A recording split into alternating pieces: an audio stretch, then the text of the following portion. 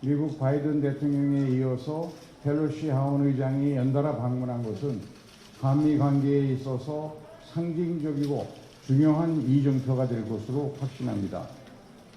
오늘 우리는 한미 동맹이 군사 안보, 경제, 기술 동맹으로 확대되고 있다는 데 주목하면서 포괄적인 글로벌 동맹으로의 발전을 의회 차원에서 강력하게 뒷받침하기 위한 협력 방안에 대해서 진지한 협의를 가졌습니다. 협의 결과 먼저 양측은 내년이 한미동맹 70주년임을 상기하고 동맹 발전에 대한 양국 국민들의 기대를 담아서 동맹 70주년 기념 결의안 채택을 적극 추진하기로 하였습니다. 실질적인 분야 협력과 관련해서 우리 측은 미 의회가 작년 말 인프라법에 이어서 지난달에는 반도체 및 과학지원법을 통과시킨 점을 높이 평가하고 미국에 진출한 우리 기업들에 대한 실질적인 혜택으로 이어지도록 미 의회 차원의 협조를 당부했습니다. 또한 첨단 기술 및 공급망 협력을 인적 차원에서 뒷받침하기 위한 전문직 비자 코터 입법화 방안, 그리고 한인 입양인 시민권 부여 법안, 또 김치의 날을 지정하는 김치 결의안, 그리고 베트남전 참전 미주 한인에 대한 또 다른 법안, 이런 것들에 대해서도 논의하였습니다. 우리는 북한 북핵 문제에 대해서도 협의했습니다. 양측은 북한의 위협 수위가 높아가는 엄중한 상황에 우려를 표했고 우리 국민들이 체감할 수 있는 강력하고 확장된 대북 억지력을 바탕으로 국제협력 및 외교적 대화를 통해 실질적인 비핵화와 평화 정착을 이루기 위한 양국 정부의 노력을 지원해 나가기로 하였습니다. 현재 미 의회에는 지한파 의원들이 대거 입성해서 활발하게 활동하고 있습니다. 코리아 코커스, 코리아 스터디 그룹, 의회 외교 포럼 등 다양한 협력의 틀이 제도적으로 마련되어 있습니다. 근본 협의를 계기로 양국 의회 간 협력도 더욱 강화될 것입니다. 여타 상호 관심사에 대해서는 오찬을 함께 하면서 추가로 논의할 것입니다. 감사합니다. 네, 이어서 낸시 펠로시 미 합중국 하원 의장께서 발표하시겠습니다. Thank you very much, Mr. Speaker. We began our meeting by congratulating him on his election as Speaker on the 4th of July. We took great pride in that significance of that date. Mr. Speaker, thank you so much for the opportunity for us to engage in interparliamentary discussion about so many issues of concern. My friends, when we come and travel as a delegation, our three known pillars are security, economics, and governance. In all three of those areas, the U.S.-South Korea, U.S.-Korea relationship is very strong, and we learn from each other. On our trips, we come and talk about security, and we thank our men and women in uniform for the contribution they make to security. But we also come to say to you that a relationship that began from urgency and security many years ago has become the warmest of friendships. So when we come, and we want to advance security, economy, and governance in an interparliamentary way. Our president, as you acknowledged, was here in the spring and May, and he has ongoing announcements about the Asian Pacific Initiative, the IPEF, the Indo-Pacific Economic Framework. We want to be able to work together for all of the purposes I mentioned, but to do so listening to our friends in South Korea as to how we can do it best. The speaker gave a very clear presentation of what our interparliamentary discussion was about, and I want to introduce my colleagues just to say how they will honor the suggestions, shall we say, the priorities that the speaker gave. The chairman of the Foreign Affairs Committee, Mr. Greg Meeks of New York, he made a commitment to pass the resolution of 70th anniversary of our 1953 Act. He talked about the Valor Act, the Korean Valor Act, and our chairman of the the Veterans Affairs Committee has made a commitment in that regard as well. When we talked about economics, we were blessed to have the private sector experience as well as the leadership as vice chair of the Ways and Means Committee, Congresswoman Susan Delbene of Washington State. We were also blessed with contributions to the discussion from Raja Krishnamurthy from Chicago, Illinois. Mr.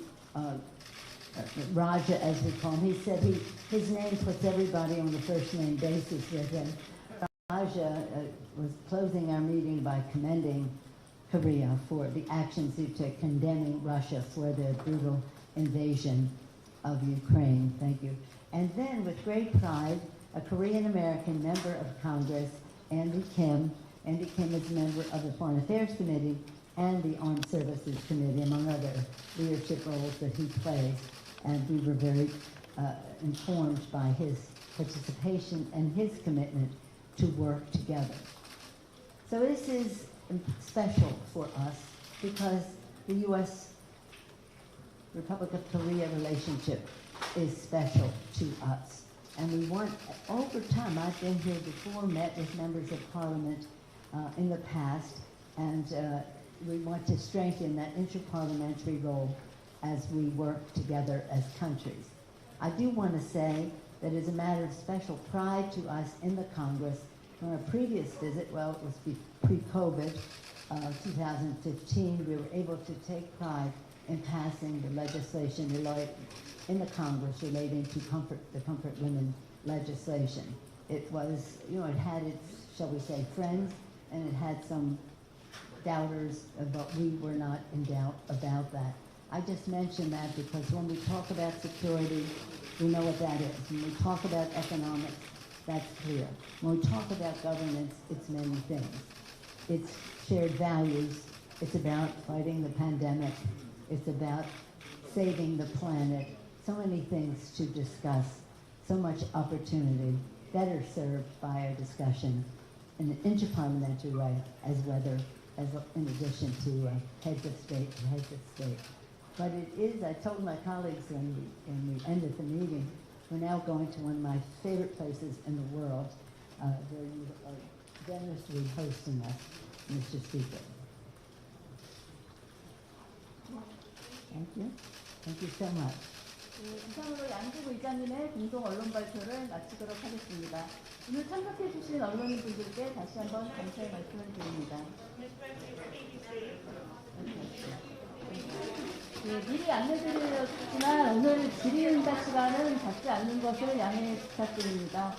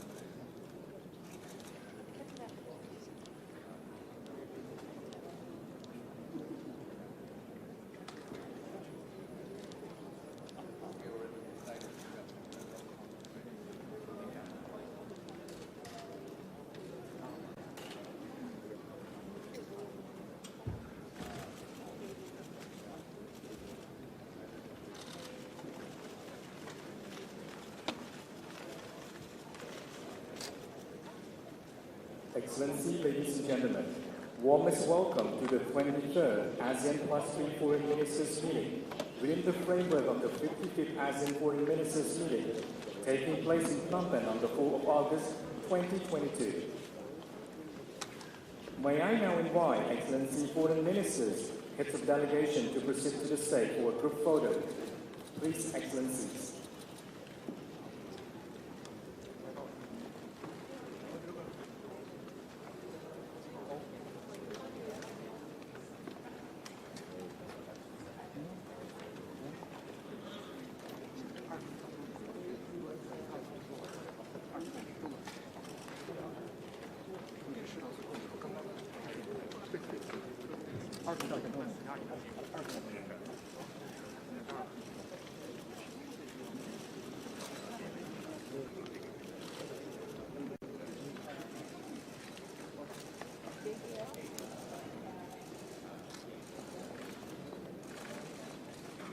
Excellencies, please look at the camera for a formal group photo. On the count of 3, please smile. 1, 2, 3.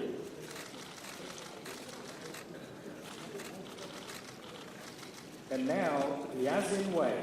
Please, once again, smile at the camera. 1, 2, 3.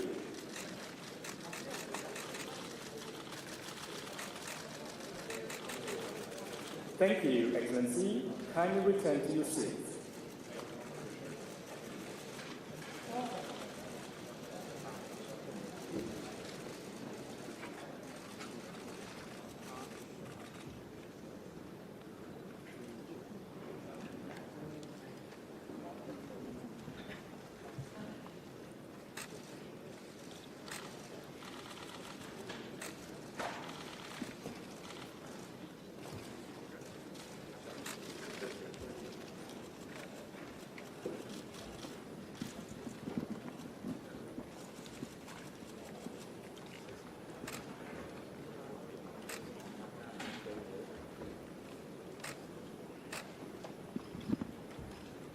Excellency, ladies and gentlemen, may I kindly invite His Excellency Praksakon, Deputy Prime Minister, Minister of Foreign Affairs and International Cooperation of the Kingdom of Cambodia to chair the meeting. Your Excellency, the floor is yours. Thank you to the Master of Ceremony. I now call the meeting to order and allow me the honor to deliver my opening remarks.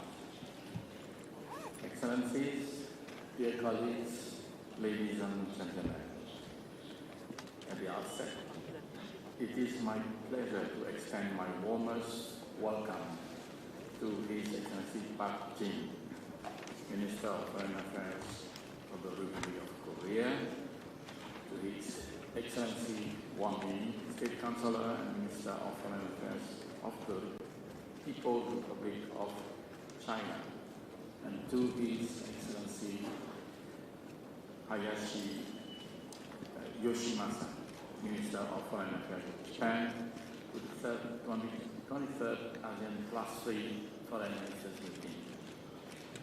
It is indeed a real pleasure to see all three of you in person.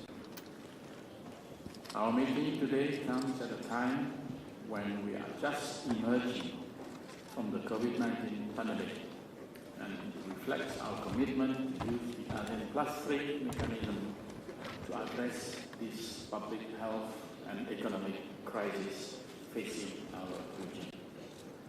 In fact, the APT cooperation was born from the need to use the respective strength of the Plus 3 countries to tackle regional and global challenges of common concern. In the past, we have had to deal with the ASEAN financial crisis in the late 1990s, the SARS disease outbreak in 2003, and the global financial crisis in 2008. Since, we have launched several initiatives to respond to these global and regional crises. we launched the Chiang Mai Initiative multilateralization in 2010 to maintain financial stability and strengthen our regional economies. Subsequently, we established in 2011 the ASEAN +3 Emergency Rights Reserve to ensure food security in the region. 2 years ago, the COVID-19 pandemic has once again tested the resilience of the APT, and I am sure its impact will linger with us for some time to come. All in all, history has clearly shown us, time and again, that the success and achievement of the APT cooperation today are the result of our collective efforts and our strong spirit of solidarity. Excellencies, distinguished colleagues, ladies and gentlemen, the COVID-19 pandemic is barely over, and our efforts to stimulate the socio-economic recovery process are also at its early stage. I believe it is time again for the 80 countries to come together with greater display of energy to pursue our common objective of addressing challenges together.